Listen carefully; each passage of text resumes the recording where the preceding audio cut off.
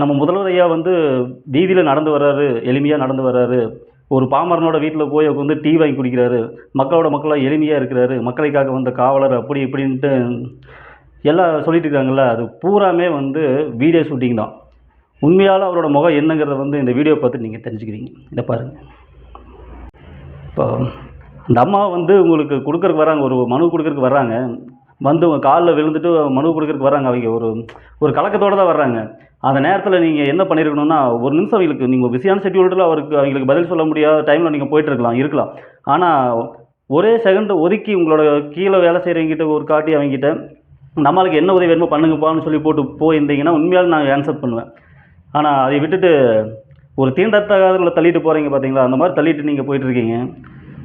இதுதான் நீங்க பெண்களுக்கு குடுக்குற பெண்கள காக்க வந்த தலைவரா? இல்ல பெண்களுக்கு குடுக்குற மரியாதையா என்ன? அந்த அம்மா என்ன ஒரு கஷ்டத்துல வந்திருப்பாங்கன்ட்டு உண்மையாலே எங்களுக்கே கஷ்டமா இருக்கு. அது எதுக்காக கலங்கிட்டு வந்தாங்க? என்ன அது என்ன பிரச்சனைன்னு கூட கேட்காம நீங்க அப்படியே தள்ளி விட்டு போட்டு போறீங்களே! உண்மையான தலைவன் இந்த மாரி இருக்க மாட்டாங்க. எங்களுக்கு 2வது தடவ மறுபடியும் உங்களுக்கு வாக்கு செலுத்தி, உங்க உதயசூரனுக்கு வாக்கு செலுத்தி உங்கள நான் 2வது தடவ அரியணையில அமர வச்சோம்னா, தமிழ்நாடு உண்மையாலே சொல்றேன் மகளிருக்கு உண்டான எந்த ஒரு மதிப்பும் வராது. மரியாதையும் கிடைக்காது. இதை புரிஞ்சுக்கிட்டு நம்ம தளபதிக்கு விஜய் அண்ணா அவர்களுக்கு விசில் சின்னத்தில வாக்களிப்பீங்கன்னு மனப்பூர்வமா கேட்டுக்கிறேன்.